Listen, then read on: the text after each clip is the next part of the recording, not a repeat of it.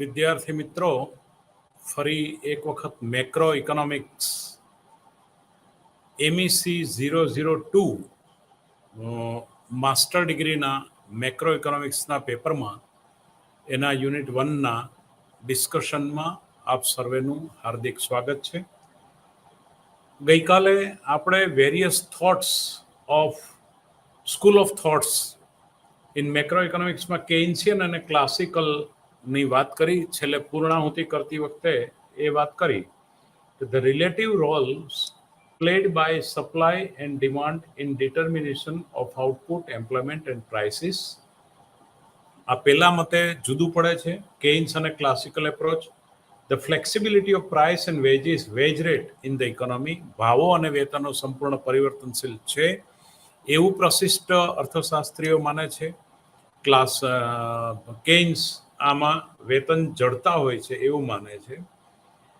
અને માંગ અને પુરવઠાના નિર્ણાયક નિર્ધારણમાં પણ ઉત્પાદન, રોજગારીના ભાવોમાં જે ફેરફારો થઈ રહ્યા છે એની વાત, એનો સાપેક્ષ ભૂમિકા જે છે માંગ અને પુરવઠાની રોજગારી, ઉત્પાદન અને ભાવના નિર્ધારણમાં, એ બાબતમાં પણ એક પ્રશિષ્ટ અર્થશાસ્ત્રીઓ પુરવઠાને મુખ્ય તરીકે ગણે છે, પુરવઠાથી ચાલુ કરે છે, અને કેઇન્સ જે છે એ માંગની દિશામાંથી ચાલુ કરે છે. અને ત્રીજી વાત, dichotomy between real sector and monetary sector. આટલે આપણે પૂર્ણ કરેલું. એટલે કે નાણાકીય પરિબળો અને વાસ્તવિક પરિબળો એની વચ્ચે જે આપણે ડાયકોટોમી, દ્વૈત જોવા મળે છે એની વાત. એટલે 1929 થી 34 દરમિયાન આ જનરલ ડિપ્રેશન ચાલ્યું. 1929 થી 34 પછી 36માં general theory of employment, interest and money કેઇન્સનું બહાર પડ્યું અને ક્લાસિકલ અર્થશાસ્ત્રીઓના તાર્કિક વિશ્લેષણોની સામે ઘણો મોટો પ્રશ્નાર્થ થયો. વિદ્યાર્થી મિત્રો, અત્રે થોડીક તાત્વિક તત્વજ્ઞાનની પણ એક વાત કરી લઉં કે હંમેશા આપણે એવું માનીએ કે એક માજી હતા તો એ કે મારો કૂકડો બોલે તો જ સવાર પડે છે. તર્કની રીતે સાચું છે કે કૂકડો બોલે તો સવાર તો પડે છે. પછી કંઈક એક ગામના લોકો વચ્ચે વિવાદ થવાથી એ માજીએ એ ગામ છોડી દીધું અને કૂકડો લઈને એ બીજા ગામ ગયા.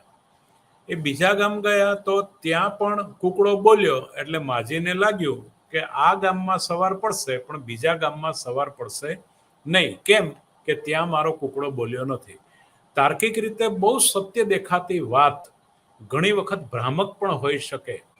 એટલે પ્રશિષ્ટ અર્થશાસ્ત્રમાં પુરવઠાની દિશામાંથી આપણે ચાલુ કરીએ, ભાવો વેતનોને સંપૂર્ણ પરિવર્તનશીલ માનીએ તો તાર્કિક રીતે આપણે શુદ્ધ વસ્તુ આર્થિક બાબતમાં સાબિત કરી શક્યા. પણ રિયલ વર્લ્ડમાં એવું થયું કે 1929માં મંદી આવી અને મંદીનું સોલ્યુશન એના માટે કેઇન્સે જનરલ થિયરીમાં વાત કરી. એટલે કે એગ્રીગેટ સપ્લાય કર્વનો જે ઢાળ છે એ ધન ઢાળ આપણે માન્યો હતો અને એ રીતે વિશ્લેષિત કર્યું હતું. પણ aggregate supply is fixed after full employment, not possible to increase in aggregate supply. એટલે કે કુલ પુરવઠો પૂર્ણ રોજગારી પછી તમે વધારી શકતા નથી. એટલે AD1, AD1 કર્વ જે છે પછી AD2 કર્વ આવે ત્યારે એગ્રીગેટ સપ્લાય ફિક્સ હોવાને કારણે ઉત્પાદન સ્થિર રહે છે, પણ એ વખતે માંગ ઘટાડાને કારણે એ ભાવો પણ ઘટે છે. આપણે આ દિશામાં, આ આકૃતિમાં આ બાબતને સ્પષ્ટ જોઈ શકીએ છીએ કે AD1 રેખા એ P1 ભાવ સપાટીમાં એ ફિક્સ Q એટલે ઉત્પાદન ફિક્સ એગ્રીગેટ સપ્લાય કર્વ આગળ છે. પછી એગ્રીગેટ ડિમાન્ડ કર્વ નીચેની તરફ ખસે છે ત્યારે સપ્લાય ફિક્સ છે એટલે ભાવ પણ OP માંથી OP1, એટલે કે ભાવ પણ OP1 માંથી OP2 એ રીતે ઘટે છે. તો classical approach to output and price ડિટર્મિનેશનની બાબતમાં આપણે એગ્રીગેટ સપ્લાય કર્વ એ સ્થિર ઢાળવાળી રેખા એટલે વાયએક્સને સમાંતર આપણે માનીએ તો આ પ્રમાણેનું રિઝલ્ટ આપણે મેળવી શકીએ છીએ. In response to the Keynesian economics, the neoclassical economists John Hicks, Paul Samuelson, Robert Solow, among others, attempts to imbibe the important ideas of Keynesian economics in a classical framework. એટલે classical ફ્રેમવર્કમાં Keynesian economic neoclassical અર્થશાસ્ત્રીઓ એ કયા કયા? John Hicks, Paul Samuelson, Robert Solow. એમણે આ કેઇન્સના વિશ્લેષણને થોડો ક્લાસિકલ ફ્રેમવર્કમાં ઢાળવા પ્રયાસ કર્યો. એટલે પહેલા વાસ્તવિક પરિબળો અને નાણાકીય પરિબળોની સમતુલા લાવવા માટેના જે સિન્થેસિસ, એ બંનેના જોડાણની જે વાત કરી આ નિયોક્લાસિકલ એપ્રોચમાં, the pioneering effort by sir John Hicks, હિક્સના નેતૃત્વ હેઠળ આ થયું અને એને આપણે ISLM મોડેલ કહીશું.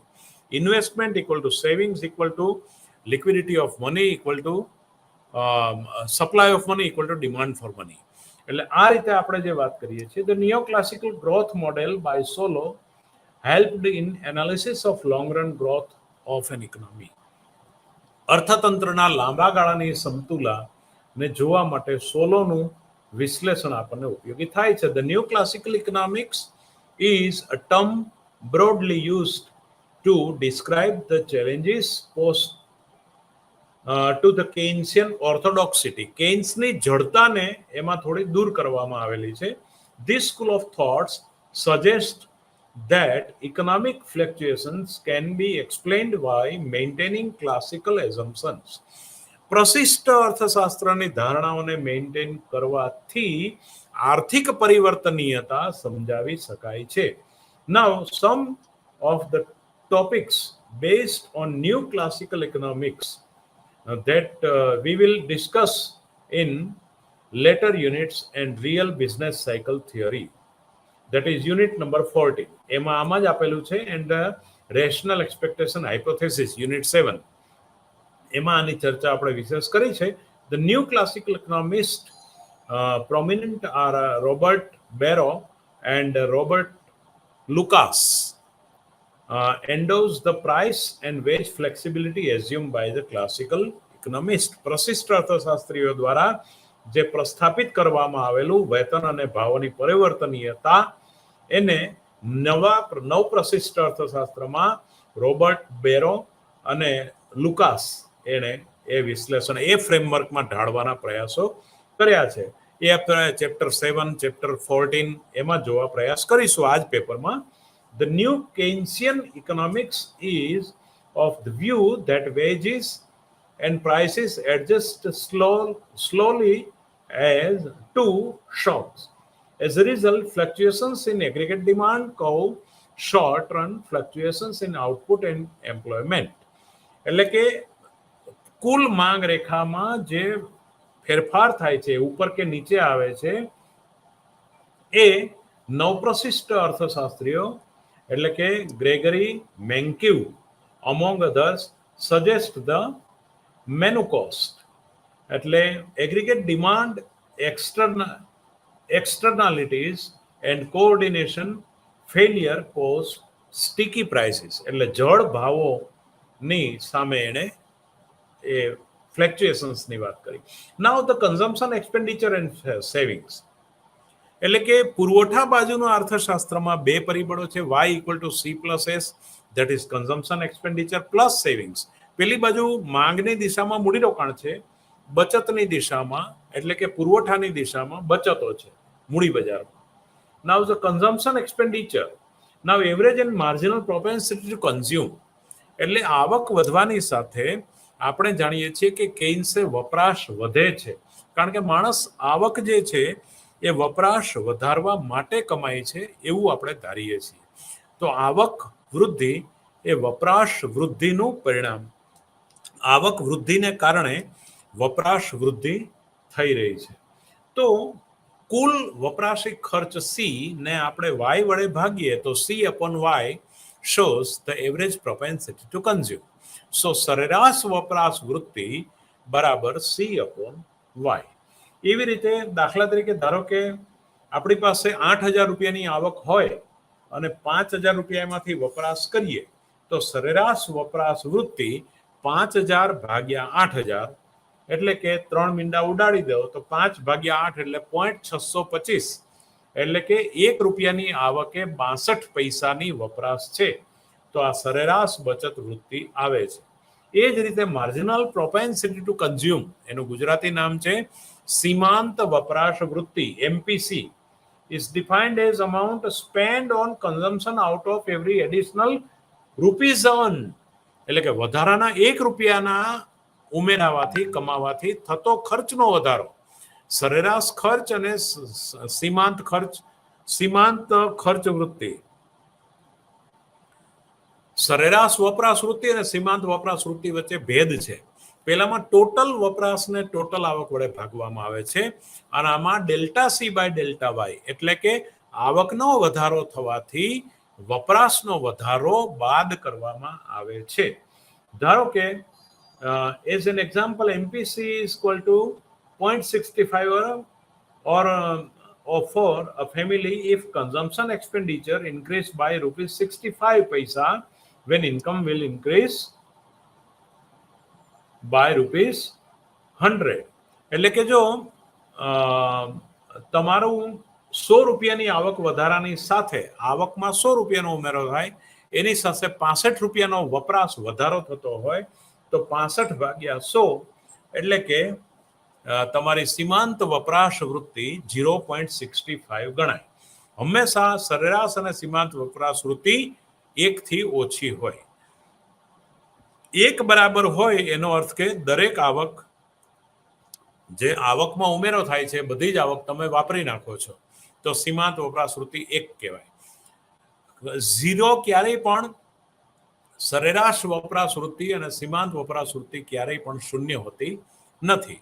કેમ? કારણ કે વપરાશ વધારાની સાથે આવક વધારાની સાથે વપરાશ વધારો થતો જ હોય છે. બીજી બાજુ સરેરાશ વપરાશ વૃત્તિ પણ ક્યારેય શૂન્ય ના હોય કારણ કે આપણે એટલે વપરાશ રેખા હંમેશા ઉગમ બિંદુમાંથી ચાલુ ના થાય, ઉપરથી ચાલુ થાય. એનું સમીકરણ y = a + by એટલે y જો 0 થઈ ગઈ, દાખલા તરીકે વિદ્યાર્થી તરીકે તમારી આવક અત્યારે શૂન્ય હોય છતાં પણ તમે ખાવા પીવાનો પુસ્તકોનો ખર્ચ તો કરો જ છો દરરોજ. એ કાં તો ભૂતકાળની બચતો અથવા તમારા પપ્પાએ પ્રોવાઈડ કરે છે. એટલે કાં તો તમે દેવું કરીને અથવા તો ભૂતકાળની બચતો વાપરીને પણ તમે વર્તમાન જરૂરિયાતો પૂર્ણ કરવા પ્રયાસ કરશો. માટે એમસીક્યુ પ્રશ્ન માટે પણ યાદ રાખજો કે વપરાશ રેખા ક્યારેય પણ ઉગમ બિંદુથી ચાલુ થાય નહીં. સરેરાશ વપરાશ વૃત્તિ કે સીમાંત વપરાશ વૃત્તિ ક્યારેય પણ શૂન્ય ના હોય. બરાબર? એટલે 0 થી વધારે અને એકમથી ઓછી હોય છે. એટલે હવે આ વપરાશ વિધેયનું કઈ પ્રકારનું વર્તન છે, એનું આર્થિક વર્તન કેવું છે, એવું નિરપેક્ષ ખર્ચ વિધેય પ્રોફેસર કેઇન્સે આપવા માટે પ્રયાસ કર્યો.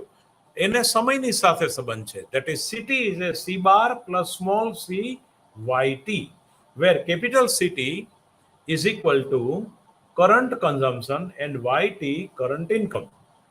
The consumption function given in equation 1.2 એટલે પાના નંબર 12 પર સમીકરણ 1.2 માં CT equal to capital C bar plus fix જે ખર્ચો છે એ તો છે જ plus C Y T small C Y T.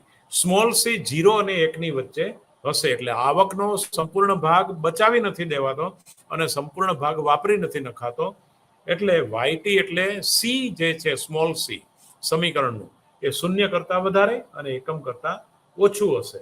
Now MPC since C is a delta C by delta Y. Notice an important feature of the consumption function, that is the average propensity to consume, that is CT by YT falls as income rises. આવકના વધારાની સાથે હંમેશા વપરાશ ઘટતા દરે વધે છે. એટલે ઇન ફિગર 1.3 હવે આપણે એને આકૃતિ દ્વારા દર્શાવીએ. તો મેં તમને કહ્યું હતું એ વિદ્યાર્થી મિત્રો, હું અત્યારે તમને બતાવી રહ્યો છું, એક આકૃતિ બતાવું છું, એ તમે જરા ધ્યાનથી જોજો. વપરાશ વિધેયમાં એક શખ્સ પર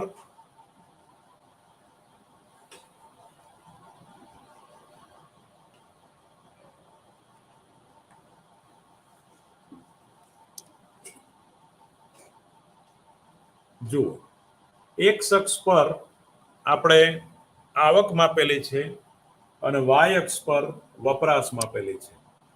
તમે જોઈ શકશો કે 45 રેખા આવક અને વપરાશના બે સરખા ભાગ કરે છે. મેં કહ્યું હતું કે વપરાશ રેખા ક્યારેય ઉગમ બિંદુથી ચાલુ ના થાય, માટે વપરાશ રેખા અહીંયાથી ચાલુ થાય છે. અહીંયા સુધીનો ભાગ એવું બતાવે છે કે તમારી જે આ વપરાશ રેખા છે એ અહીંયા, એટલે અહીંયા આવક અને વપરાશ ભેગું થાય. આ વાય રેખા છે, રાષ્ટ્રીય આવકની પુરવઠા બાજુની રેખા, કે જે આવકના બે સરખા ભાગ કરે છે. 50% ભાગ વપરાશમાં આપે છે, 50% ભાગ આવકમાં આપે છે.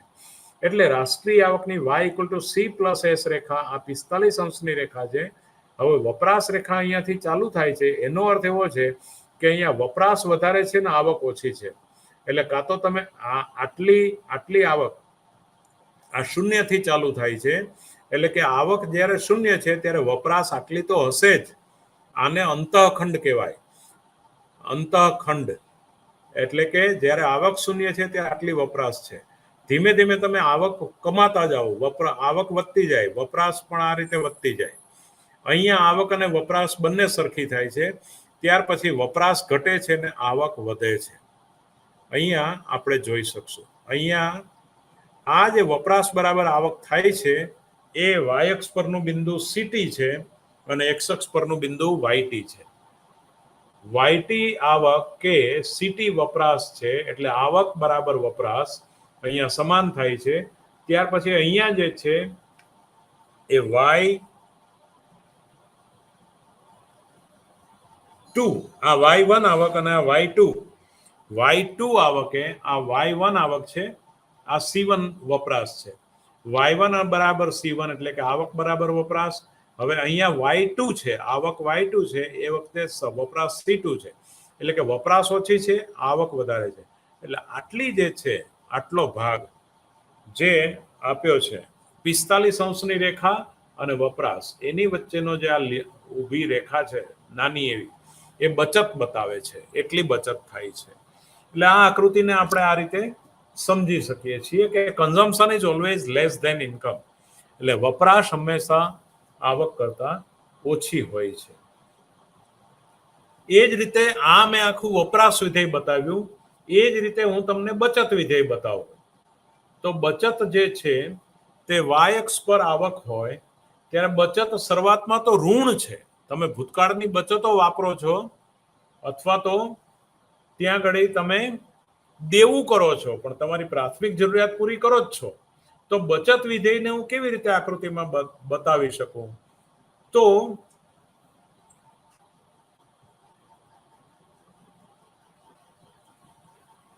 આ જે છે એ બચત રેખા છે. આ અહીંયા બચત ઘણી બધી ઓછી છે આવક કરતા. અહીંયા આવક માપેલી છે, અહીંયા વપરાશ માપેલી છે, અરે બચત માપેલી છે, એટલે આ બચત વિધેય છે. હવે અહીંયા સુધી બચત બરાબર આવક આ બિંદુએ થાય છે. જે તમે વપરાશ વિધેયમાં અહીંયા જે શોધ્યું હતું વપરાશ બરાબર આવક, તો એવી રીતે અહીંયા બચત બરાબર આવક આ બિંદુએ થાય છે. એ બિંદુનું નામ આપેલું છે તમારી બુકમાં Y1 આવકે બચત બરાબર આવક થાય છે. હવે Y2 આવક બચત રેખા પર, Y2 આવક જે છે એ બચત રેખા પર અહીંયા સ્પર્શે, છેદે છે. તો એને Y અક્ષ સુધી લંબાવતા તમને અહીંયા S1,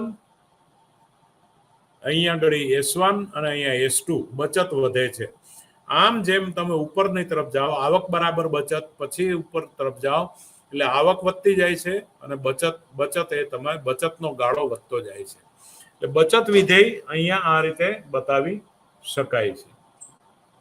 તો એ જ રીતે આપણે ST capital S T S bar, capital S bar plus small s YT, એટલે કે S bar is less than 0. S bar જે છે 0 કરતા, આવક શૂન્ય થાય તો બચત તો પેલે નીચે પેલી Y રેખા જે છે આવક રેખા એની નીચે છે. એટલે અને 0 ને 1 ની વચ્ચે સ્મોલ s સીમાંત બચત વૃત્તિ એ હંમેશા 0 થી વધારે અને એકથી ઓછી હોય છે. Now determinants of consumption and savings, એટલે કે વપરાશ અને બચતના નિર્ણાયક પરિબળો કયા છે? The crucial issue before a household to decide how much to allocate towards current consumption out of current income. અત્યારની ચાલુ આવકોમાંથી કેટલી ચાલુ વપરાશ કરવી એને હાઉસહોલ્ડ ગૃહ જે આર્થિક એકમોનું ઘટક કુટુંબ એ કેવી રીતે નક્કી કરે છે? Apart from the level of income, another factor influencing the level of savings is the rate of interest. That is, higher the interest rate, higher the savings.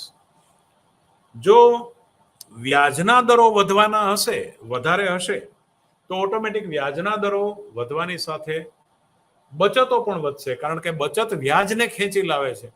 માટે વ્યાજના લોભે તત્કાલીન વપરાશની જરૂરિયાતો પણ લોકો બચાવીને અથવા ન કરીને પણ એની સામે બચત વધારશે. We know that when we save money in the form of bank deposit or in bond, એટલે કે બેંક ડિપોઝિટ અથવા બોન્ડમાં જો આપણે બચત, નાણાંની બચત કરીએ, we receive interest, આપણે વ્યાજ મેળવી શકશું. નાણાંની બચત કરવાથી વ્યાજ મળશે. Thus, when we look beyond the current period, we expect a flow of income over different time period. જુદા જુદા સમયના બિંદુએ આપણે જુદી જુદી આવકના પ્રવાહ સાથે જુદી જુદી બચતો કરીશું. The expected future income plays an important role in our decision on consumption and savings, current period as well as the future time period. Based upon the simple framework discussed above, there are quite few intertemporal consumption model which we will discuss in block 4. આપણે block 4 માં અલગ અલગ પ્રકારનું ઇન્ટરટેમ્પોરલ એટલે આંતર નિર્ણિત જે બચત વપરાશ મોડેલની જે વાત આપણે કરીશું, એમાં તમારી જાણ માટે કહું, ડ્યુઝેનબરીએ પણ સાપેક્ષ બચતનો ખ્યાલ આપ્યો છે. એ આગળના યુનિટોમાં આપણે જોઈશું. કેઇન્સે જે આપ્યો છે એ નિરપેક્ષ વપરાશનો ખ્યાલ આપણને આપ્યો છે, વપરાશ વિધેયનો ખ્યાલ આપણે આપ્યો છે. ડ્યુઝેનબરીનો થોડી હું તમને હિન્ટ આપી દઉં. ડ્યુઝેનબરી એવું કહે છે કે સરખી આવક જૂથના લોકોની પરસ્પર દેખાદેખીની અસરને એના ઉપર અસર કરતું હોય છે. એટલે 10,000 રૂપિયાનું દાખલા તરીકે આવકનું ગ્રુપ ગામડામાં હોય ને 10,000 રૂપિયાનું શહેરમાં હોય, તો બંનેની આવકો 10,000 છે, પણ બંનેની વપરાશ સરખી ના હોય. ગામડામાં ધારો કે કોઈ કુટુંબ 10,000ના આવક જૂથવાળું કુટુંબ 6,000 રૂપિયાની વપરાશ કરતું હોય, તો શહેરમાં એ વધારે કોઈ વખત હોટલમાં જમવા જવું, બીજી વખત દેખાદેખીની અસરથી વાહન પણ મોંઘું રાખવું, બીજી વપરાશ વૃત્તિને કારણે એ 8,000 રૂપિયા વપરાશ કરતું હોય.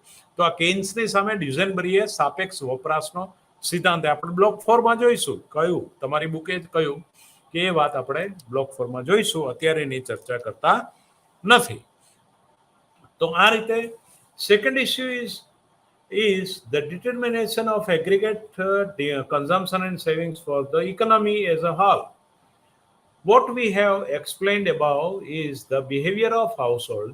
It is true that all households have different income in levels and MPC. દરેક હાઉસહોલ્ડની ડિફરન્ટ લેવલની MPC હશે, which pose certain complexities.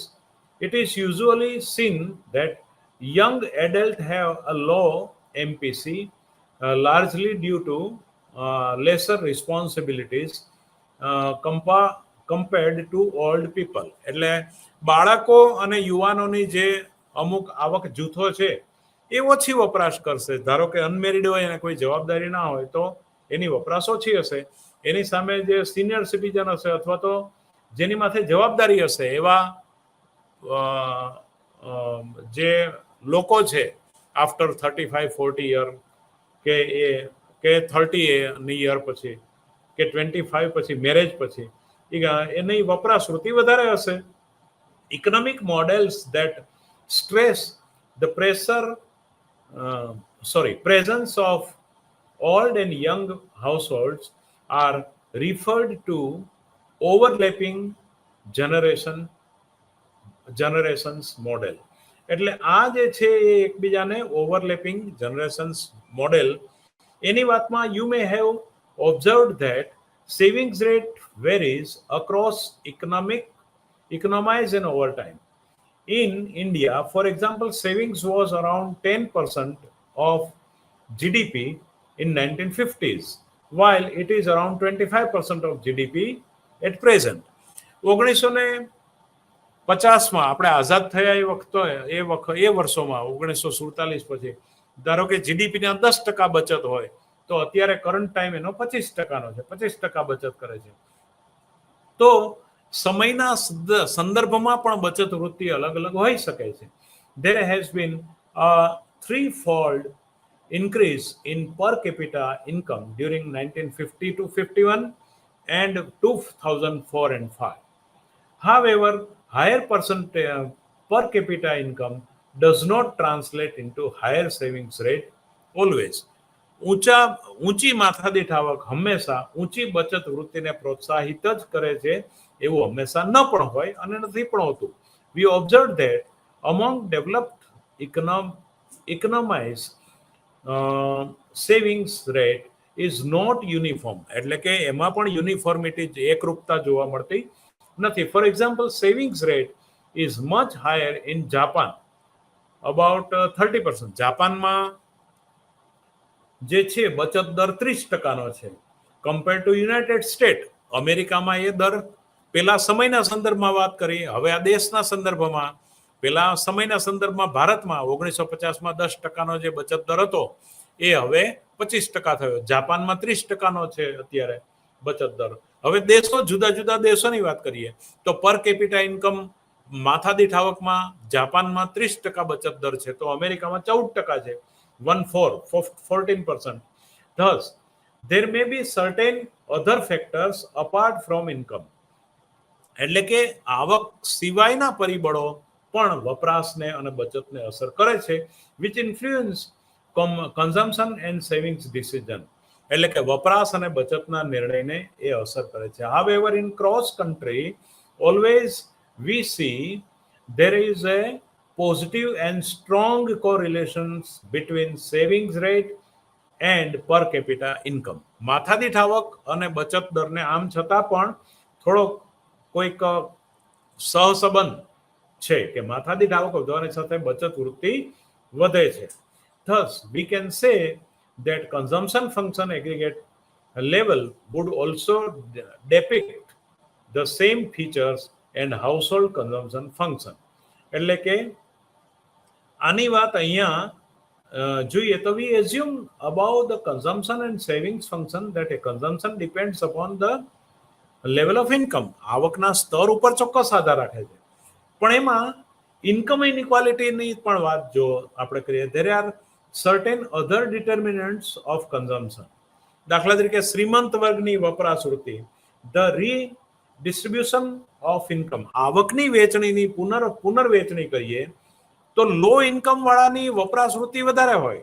જેની આવક ધારો કે બહુ લોઅર પીપલ હોય તો એની આવક વધે તો 0.80% વપરાશ વૃત્તિ, કારણ કે એની ખોરાકની જરૂરિયાત પૂરી ના થઈ હોય તો એની થોડીક આવક વધે તો એ ખોરાક સારો મેળવવા પ્રયત્ન કરશે તો એની વપરાશ વૃત્તિ વધારે હોય.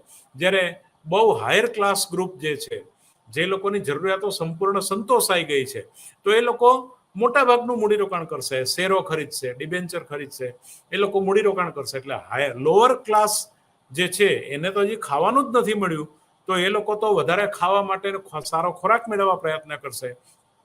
સારા કપડાં નથી મળ્યા તો સારા કપડાં મેળવવા પ્રયત્ન કરશે. એટલે લોઅર ગ્રુપનું કન્ઝમ્પશન વધારે હશે અને હાયર ગ્રુપનું કન્ઝમ્પશન ઓછું હશે. એટલે આ પાસું પણ, આ પરિબળો પણ વપરાશ વૃત્તિને અસર કરે છે. Third, expectation regarding price and income changes. ભાવો અને વેતનો, આવકનો બદલાવ પણ વપરાશ વૃત્તિને નક્કી કરે છે. આપણને ખબર છે કોઈક વેપારીને જો હવે તેજીની સિઝન ચાલુ થઈ હોય તો કે હવે આપણી સિઝન આવી, થોડું વાપરો ને યાર એમ. જે ફિક્સ આવક વાળા છે એની વપરાશ વૃત્તિ પણ ઊંચી હશે. દાખલા તરીકે નોકરિયાત વર્ગ છે તો દર મહિને એના બેંક એકાઉન્ટમાં જમા થવાના જ છે એટલે એને ધ્યાનમાં રાખીને જ વપરાશ કરશે. ખેતીવાડી વાળાની વપરાશવૃત્તિ ઓછી પણ હોય, કારણ કે આ વર્ષ ફગ્યું કે સારું થયું એ કુદરત આધારિત છે. તો જ્યાં સુધી વર્ષ સારું થાય ત્યાં સુધી થોડીક જરૂરિયાતોને દબાવી રાખે. આ વર્ષ ફગ્યું તો આ વર્ષમાંથી જ આવતું વર્ષ પૂરું કરવાનું છે, એટલે ઓછી આવક થાય તો એટલે ખેડૂતોની વપરાશવૃત્તિ ઓછી પણ હોય, નોકરિયાતની વપરાશવૃત્તિ વધારે હોય, કારણ કે એને દર મહિને પગારો મળવાના છે. એટલે આવકનો જે ડ્યુરેશન છે, કેટલા સમયમાં તમને આવક મળે છે અને કેટલી આવક મળે છે, એના ઉપર પણ તમારી વપરાશવૃત્તિનો આધાર છે. Fourth is pointed out the fisher individual face money illusion. ઘણીવાર એવું થાય, ભાવો વધતા જાય એની સાથે આવકો વધતી જાય. તમારી આવકો ધારો કે 100 રૂપિયાની 200 રૂપિયા થાય, પણ ઘણીવાર તમે એટલે હોહોની 2 નોટો તમે જોઈ શકો. પોસિબલ કે તમે મોનેટરી ઇલ્યુઝનમાં છો, નાણાં વિભ્રમમાં છો, નાણાં ભ્રમમાં છો. હવે 100 રૂપિયાની આવક વખતે જે વસ્તુ 50 રૂપિયાની આવતી હતી અથવા તો 40 રૂપિયાની આવતી હતી, એ જ્યારે તમારી એટલે તમારી 40 રૂપિયાની આવક એટલે 80 રૂપિયા વપરાશ થતી હતી અને 20 રૂપિયા બચત થતી હતી. હવે 200 રૂપિયા આવક થાય ત્યારે એ વસ્તુ ધારો કે એનો ભાવ 45 રૂપિયા થાય તો 45 દુ 90 રૂપિયા વપરાશ થશે. આવક તમારી 100 રૂપિયા ભલે વધે છે, પણ જે વસ્તુ એક એકમ તમે 45માં લેતા હતા, 40માં લેતા હતા, એ હવે 45 થાય એટલે તમે 2 એકમ ખરીદો. એટલે ખરેખર જો ભાવ વધ્યા ના હોત, આવકો ભલે વધી છે તો તમારી વપરાશવૃત્તિ વધશે, પણ વધારાના જે તમે 10 રૂપિયા નાખ્યા 2 એકમમાં, એ નાણાં વિભ્રમને કારણે નાખ્યા. તમને એમ થાય કે મારી આવક તો વધી છે ને, પણ તમારું રિયલ નાણું 10 રૂપિયા વધારે ઘસાયું પણ છે. જે તમને 80 રૂપિયામાં પ્રાપ્ય હતું એ હવે તમારું ભાવ સપાટી વધવાને કારણે, ભલે નાણાકીય આવક તમે 100ની 2 નોટ ગણો છો, એટલે કે નાણાકીય આવક વધવાની સાથે તમે તમારી વપરાશ વધારશો, પણ એને કારણે રિયલ મની તમારું 10 રૂપિયા વધારે કટઆઉટ થયું, માર્જિન કટ થયું, એ તમને દેખાયું નહીં. એને નાણાં ભ્રમ કહેવાય, મોનેટરી ઇલ્યુઝન. કે આવક વધી છે ને, આવક વધી છે ને, આટલા બધા રૂપિયા આપણો પગાર છે, આટલા બધા રૂપિયા, પણ એની સાથે ભાવ સપાટી વધી હોય તો તમે મૂળ લીટાથી પાછા જાઓ છો કે આગળ જાઓ છો એની તમને ખબર પડે નહીં. આપણે દાદરો ચડી રહ્યા છીએ કે ઉતરી રહ્યા છીએ એનો પણ એક મુદ્દો છે. Now the fixed price Keynesian model, એટલે કે સ્થિર ભાવનું આપણે કેન્સનું મોડેલ જોવા માટે અત્યારે પ્રયાસ કરીએ છીએ. The classical economist. વિદ્યાર્થી મિત્રો, તમે જોઈ શકશો કે આ માસ્ટર ડિગ્રીનું પેપર છે, એટલે માસ્ટર ડિગ્રીનું પેપર હોવાને કારણે થોડી તમારે ડીપમાં ને વ્યવસ્થિત સમજણ આપવી પડે. જે પ્રમાણે આપણે જઈ રહ્યા છીએ એ રીતે તમારે આની ચર્ચા કરવી જોઈએ, કરવી પડે. એટલે the classical economist suggest that there should be a free trade in economy based on the market mechanism and title intervention by the government, as it would be ineffective. Keynes, however, advocated intervention by government in macroeconomic variables in order to correct the disequilibrium in the economy. અર્થતંત્રની અસમતુલા કાઢવા માટે cans સરકારી ખર્ચનું મહત્વ પ્રતિપાદિત કરે છે. The classical economists suggested that there should be a free trade, એટલે કે અર્થતંત્રની અંદર મુક્ત વેપાર છે, કોઈ પણ પ્રકારના જકાત કે કરવેરા નથી, એટલે બેઝડ ઓન માર્કેટ મિકેનિઝમ, એટલે તમારે બજારના પરિબળોના આધારે જ તમે વેપાર જુઓ. તો little intervention by the government, એટલે થોડું સરકારી હસ્તક્ષેપ પણ એમાં જરૂરી છે. For equilibrium to be realised there should be equality between aggregate demand and aggregate supply.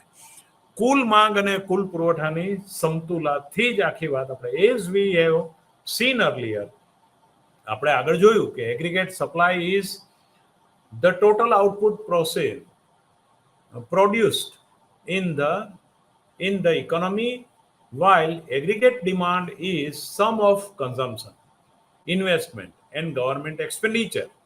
એટલે શું કહે છે કે as we have seen, આપણે આગળ જોયું, શું જોયું?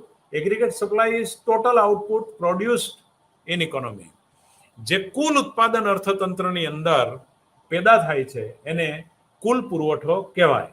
વાઇલ એગ્રીગેટ ડિમાન્ડ એ કોનો સરવાળો છે? C plus I plus G, એટલે કે કન્ઝમ્પશન, ઇન્વેસ્ટમેન્ટ અને ગવર્મેન્ટ એક્સપેન્ડિચરનું સરવાળો છે. The Keynesian model assuming that there is a price rigidity so that adjustment takes place through the change in output level. એટલે કે ઉત્પાદનના સ્તરમાં બદલાવ થઈ અને ભાવની જડતાને કારણે એ ઉત્પાદનના સ્તરમાં બદલાવ કરી અને કેઇન્સનું મોડેલ એવું કહે છે કે there is price rigidity, જે પેલા 3 પરિબળોમાં પ્રશિષ્ટ અર્થશાસ્ત્રીઓ ભાવો અને વેતનો પરિવર્તનશીલ માનતા હતા. કેઇન્સે ભાવને જડ માન્યા, એટલે પ્રાઇસ રિજિડિટીને કારણે એડજસ્ટમેન્ટ ટેક પ્લેસ, એ કુલ માંગ અને કુલ પુરવઠો સમતુલામાં ઉત્પાદન બદલાવ કરીને જ લાવી શકાય અને માટે ઉત્પાદન વધારવું પડે. ઉત્પાદન વધારવા માટે લોકોને રોજગારી આપવી પડે. રોજગારી આપો તો આવક વધે, આવક વધે તો માંગ વધે અને માંગ વધે તો અર્થતંત્રમાં મંદી દૂર થાય. This is the logic. એટલે કે જે વેતન જડતા, પેલું જે કુકડો બોલે તો સવાર પડે, એ તર્કની જે મર્યાદા છે એ અહીંયા બહાર આવી કે ભાવો અને વેતનો સંપૂર્ણ પરિવર્તનશીલ નથી, માટે ઉત્પાદનમાં બદલાવ કરવો પડે. ઉત્પાદનમાં બદલાવ કેને આધારે કરવો? સરકારી હસ્તક્ષેપના આધારે.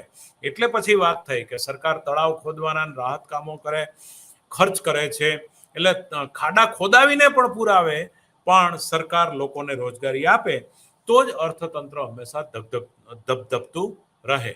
એટલે કે અર્થતંત્રને તમે ચાલુ રાખી શકો. એટલે એ વાત આપણે ઓન ફિગર 1.4 પહેલા તો હું તમને ફિગર બતાવી દઉં છું અને પછી એની સમજૂતી આપું છું.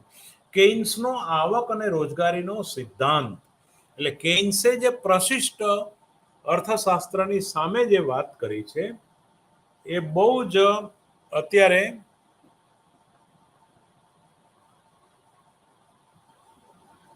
પ્રસ્તુત છે.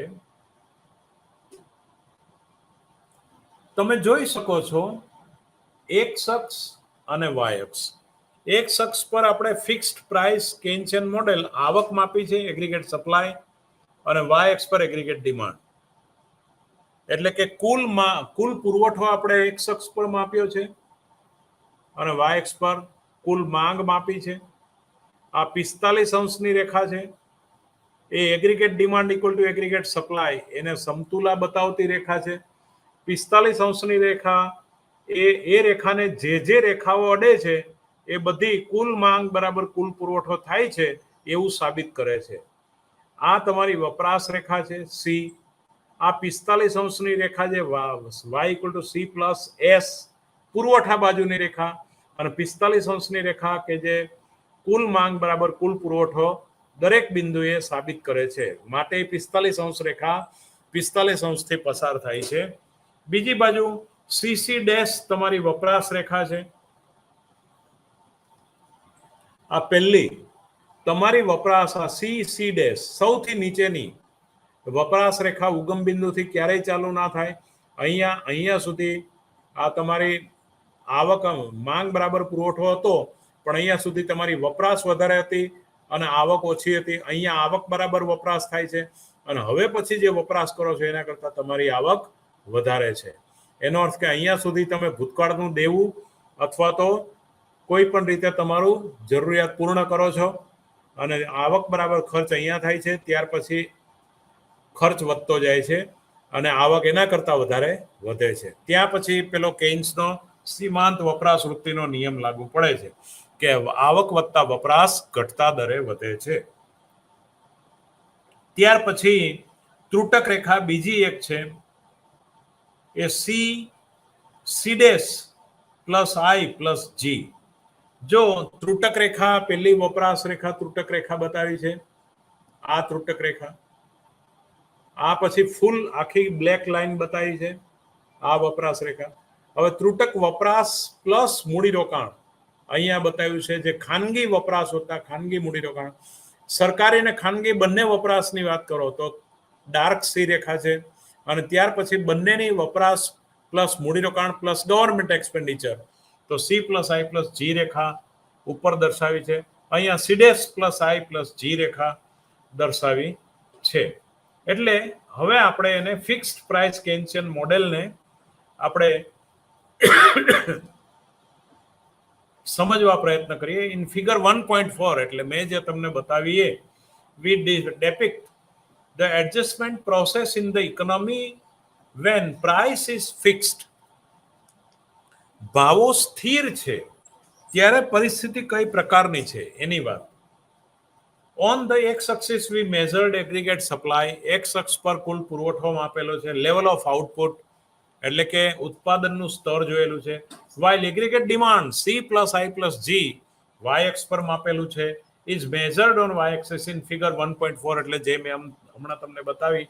વી have drawn 45 degree line on which aggregate supply equal to aggregate demand. કુલ માંગ બરાબર કુલ પુરવઠો બતાવતી રેખા એ 45 અંશની વચ્ચેથી વચોવચ નીકળે છે, જે પણ આપણે જોઈ. We assume that investment I and government expenditure G are exogenous variable. એટલે કે મૂડીરોકાણ અને સરકારી ખર્ચ બાહ્યગત પરિબળ છે, એ આંતરિક પરિબળ નથી. એટલે આઈ અને જી એ મોડેલની બહારથી નક્કી થાય છે, મોડેલની અંદરથી નક્કી થતા નથી. that is exogenous variable, it is not endogenous. એટલે મોડેલ જે છે કેઇન્સનું મોડેલ, એમાં આઈનું આપણે હમણાં સમીકરણ લેતા નથી, એ બાહ્યગત પરિબળ છે. ગવર્મેન્ટ એક્સપેન્ડિચર પણ બાહ્યગત પરિબળ છે, એ સરકારે નક્કી કરવાનું છે. આપણે કોઈ પણ સમીકરણના આંતરિક યુગપદ સમીકરણ એટલે કે સાયમલ્ટેનિયસ ઇક્વેશન મોડેલથી આપણે નક્કી કરી શકતા નથી. Because it is exogenous variable in the sense that their level do not depends upon the level of output and income. એટલે કે ઉત્પાદન અને આવકના પર એ આધાર નથી. Thus, the aggregate demand function will be parallel shift in the consumption function. એટલે કે aggregate demand function એટલે કે કુલ માંગ વિધેય will parallel shift એટલે પેરેલલ શિફ્ટ થશે.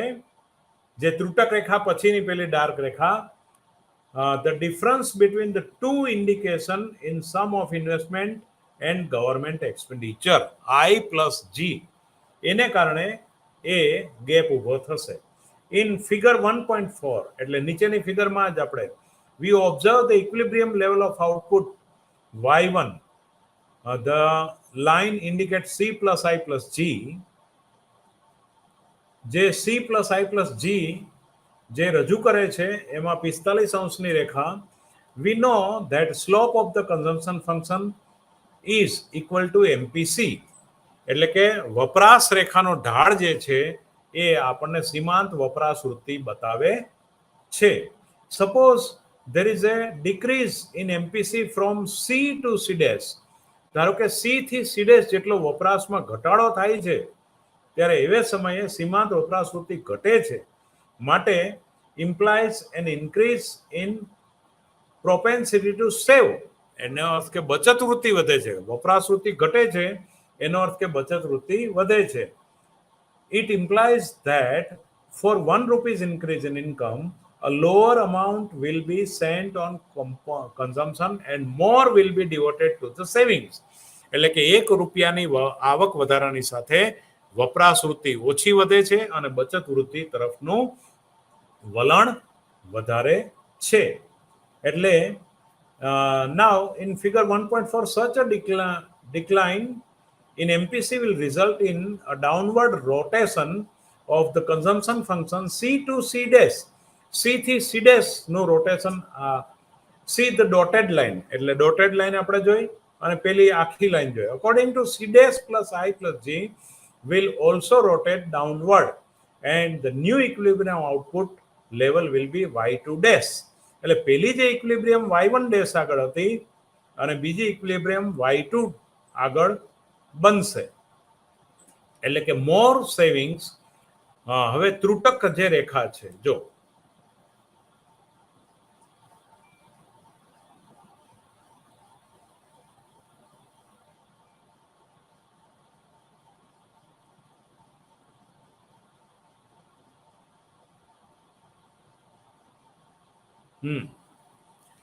પેલી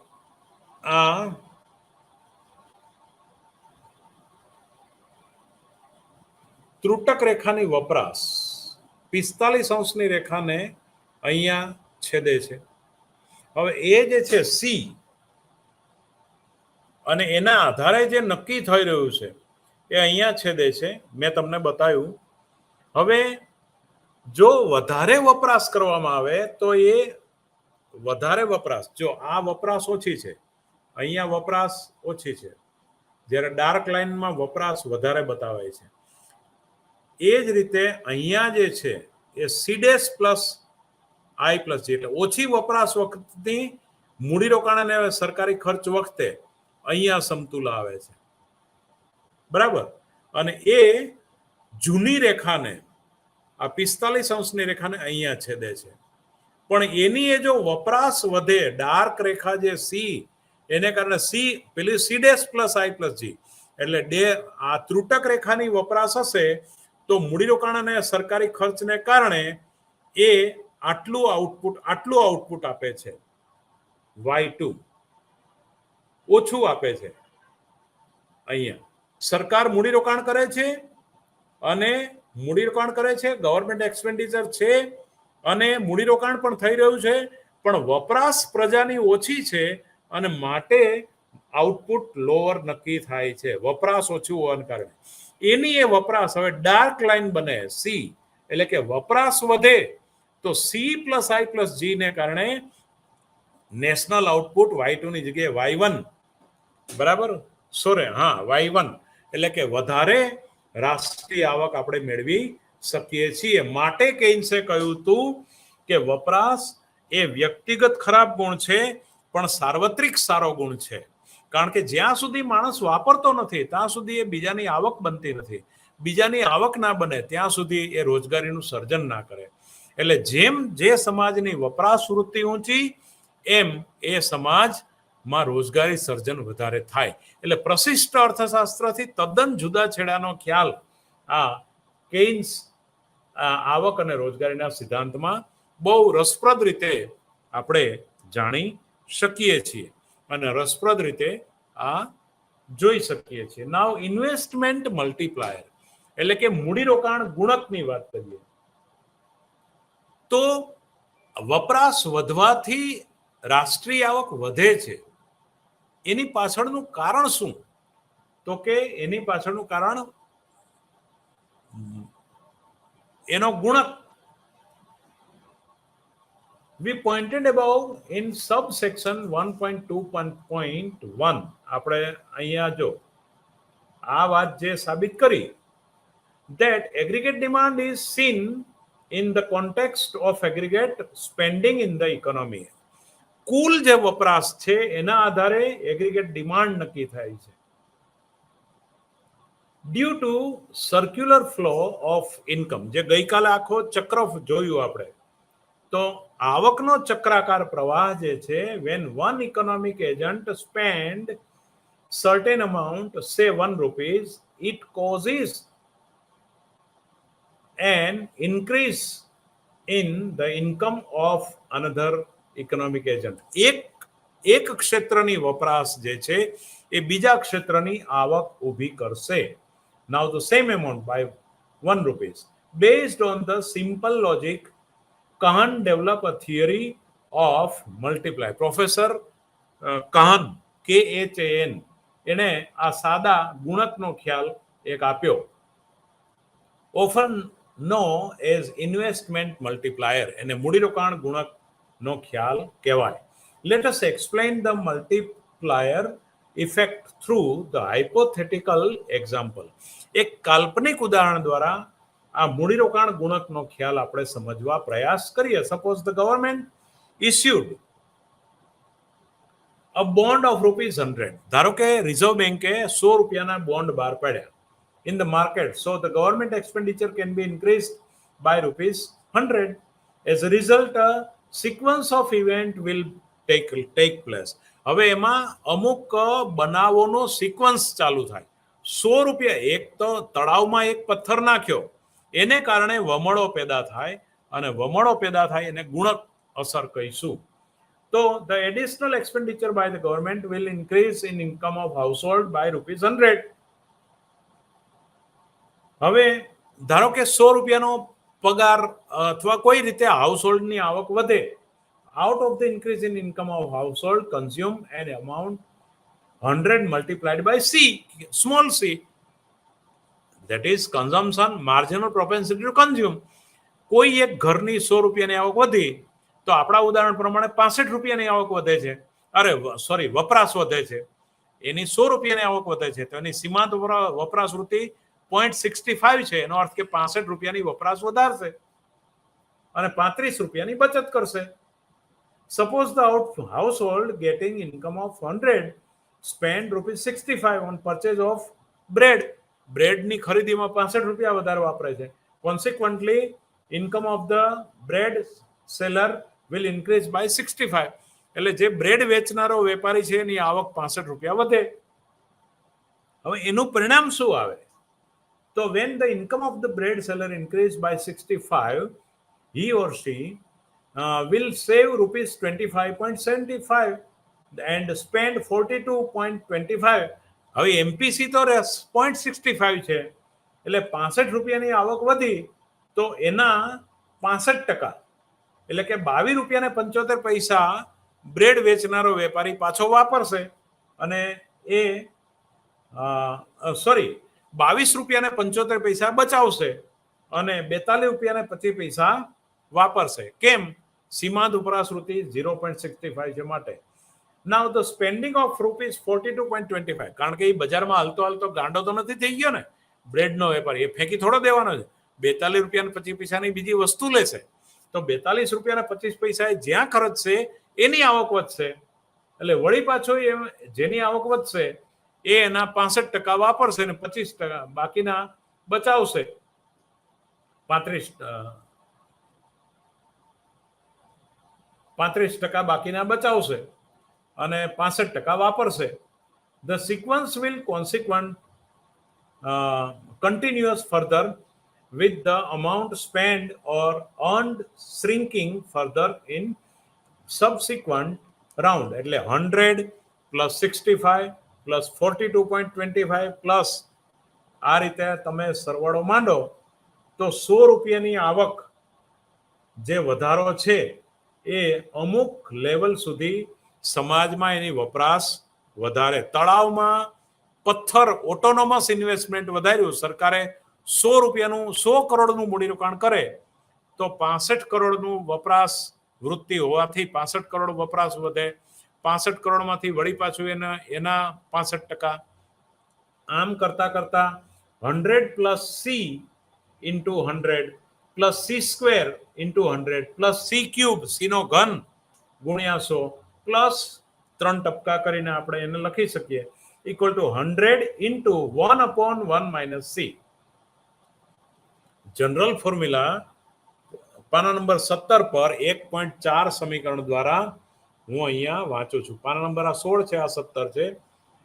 પાના નંબર 17 પર આ સમીકરણ હું વાંચું છું. તો કેટલું 100 રૂપિયાનો આવક વધારો વપરાશ કેટલી વધારશે?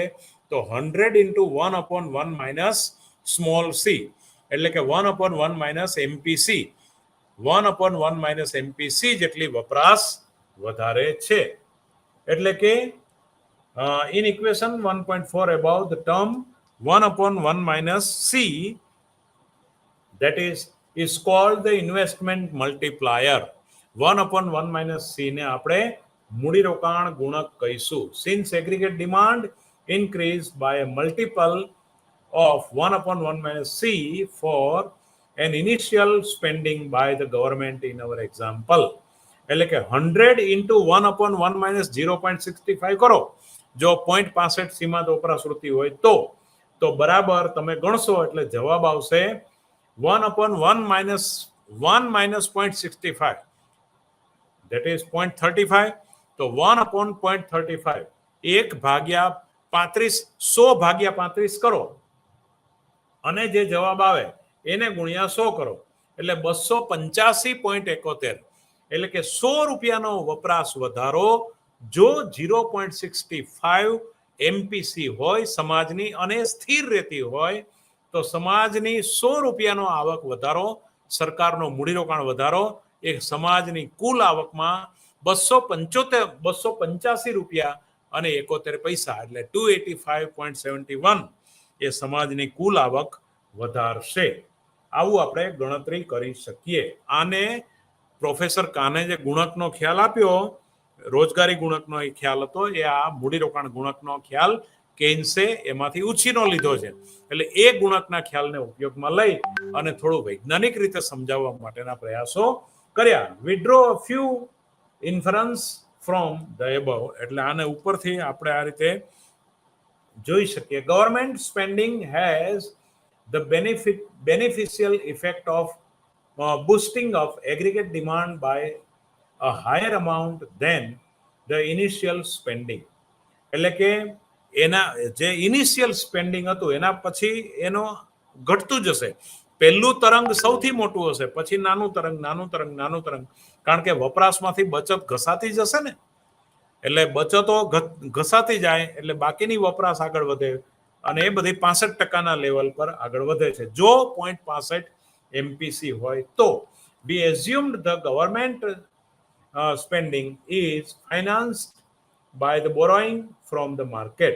If it is tax financed, then the multiplier will be not 1/1 minus c, since increase in tax will have the multiplier effect in the opposite direction. Tax જો ટેક્સ દ્વારા લઈ લેવામાં આવે નાણું તો એને રિવર્સ ઇફેક્ટ આવશે, એની સામેની સાઈડની દિશા એની અસરો આવશે.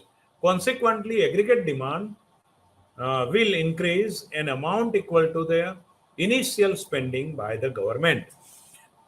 એગ્રીગેટ ડિમાન્ડ ત્યારે જ વધશે, કુલ માંગ ત્યારે જ વધશે કે જો સરકાર દ્વારા ઇનિશિયલ એટલે કે એના દ્વારા શરૂઆતમાં પ્રારંભિક મૂડીરોકાણ વધારવામાં આવે. કારણ કે ખાનગી લોકોને તો નફો છે જ નહીં, નફો છે નહીં તો મૂડીરોકાણ શા માટે કરે? માટે સરકારે કલ્યાણના હેતુથી મૂડીરોકાણ વધારવું પડે. પેટ્રોલ ગાડીમાં હોય અને જો તમે લીવર આપો તો ધીમે ધીમે અને રેગ્યુલર તમારે એને પેટ્રોલ સપ્લાય આપવો પડે. સરકારે ઓટોનોમસ ઇન્વેસ્ટમેન્ટ સમાજમાં કરતા રહેવું પડે. અને જો એમાં 65% MPC હોય, સમાજની સીમાંત વપરાશવૃત્તિ હોય, તો એ દરે ગાડી ચાલે. ગાડી ચાલે એનો અર્થ કે અર્થતંત્ર ચાલે. એટલે અર્થતંત્રને ચલાવવા માટે ગવર્મેન્ટનો રોલ બહુ ઇમ્પોર્ટન્ટ છે. એ કેન્સે ચાવીરૂપ પાયાની વસ્તુ આ વિશ્લેષણ દ્વારા આપણી આગળ રજૂ કરી. That is important summary. એટલે આ લેક્ચર મિત્રો બહુ જ ઇમ્પોર્ટન્ટ વસ્તુ છે. મેક્રો ઇકોનોમિક્સનો કેન્સિયન સેન્સ સમજવા માટે આ વસ્તુ બહુ અગત્યની છે. Now we'll have 1/1 minus c, tax will have multiplier effect in the opposite direction. Consequently, aggregate demand will increase an amount equal to the initial spending by the government. એટલે કે જે શરૂઆતમાં સરકાર દ્વારા ખર્ચ કરવામાં આવે છે એના આધારે જ સમાજની કુલ આવક વધશે. It is called balanced budget multiplier and it is equal to 1. એટલે કે જો સરકાર દ્વારા ખર્ચ કરવામાં આવે એટલે હંમેશા ભલે રાજકોષીય ખાધ ઉદ્ભવે એની ચિંતા ના કરો. કેન્સે એવું કહ્યું કે જો બેલેન્સ બજેટ બનાવવું હોય તો ₹1 આવકની રાષ્ટ્રીય આવકની સામે તમારે એટલો ખર્ચ કરવો પડે. ₹1 કન્ટિન્યુઅસ રહે, કારણ કે સમાજની વપરાશવૃત્તિ 0.65 છે તો ₹1માંથી 65 પૈસા જ વપરાશ થશે, એટલું ઉત્પાદન વધી પડશે. અને માટે 35 પૈસાનું સરકારે મૂડીરોકાણ ઇનિશિયેટિવ લઈ અને કરવું પડશે તો જ અર્થતંત્રમાં મંદી નહીં આવે. This is very important summary of Keynesian economics. એટલે બહુ જ વ્યવસ્થિત ન્યાય આપી અને આપણે આકૃતિ અને આખી વાતને બહુ સરસ રીતે ફ્રેમવર્કમાં ગોઠવી અને વિદ્યાર્થી મિત્રો સમજાવી છે. એનો આજે મને ખૂબ સરસ સંતોષ છે કે કેન્સિયન અર્થશાસ્ત્રનું તમે આ યુટ્યુબનું લેક્ચર સાંભળશો એટલે 35 જે છે 35%નું ઇનિશિયેટિવ એ રેગ્યુલર ઇનિશિયલ ઇન્વેસ્ટમેન્ટ સરકારનું હોવું જોઈએ તો જ બેલેન્સ્ડ બજેટ આવશે. એટલે કે સરકારે રેગ્યુલર આટલું મૂડીરોકાણ, કારણ કે ખાનગી લોકો એટલું બચત કરી નાખી છે. It is assumed that households spend according to their MPC and do not hoard the money. Now, Keynes protected એટલે કે આ વસ્તુ જે છે એ આખી કેઇન્સના અર્થશાસ્ત્ર દ્વારા આપણે ખૂબ સરસ રીતે સમજી. વિદ્યાર્થી મિત્રો, આ કેઇન્સનો આવક અને રોજગારીનો સિદ્ધાંત અને મેક્રો ઇકોનોમિક ફ્રેમવર્ક યુનિટ 1 ની અંદર મેં મારાથી બનતો પ્રયાસ કર્યો છે આ વિષયને ન્યાય આપવા. કંઈ પણ ક્ષતિ રહી ગઈ હોય તો ક્ષમ્ય ગણશો, દરગુજર કરશો. આવતા લેક્ચરમાં આપણે આગળની વાત મેક્રો ઇકોનોમિક્સમાં આગળ ચલાવીશું. અત્યારે રજા લઈએ. Thank you very much. આભાર.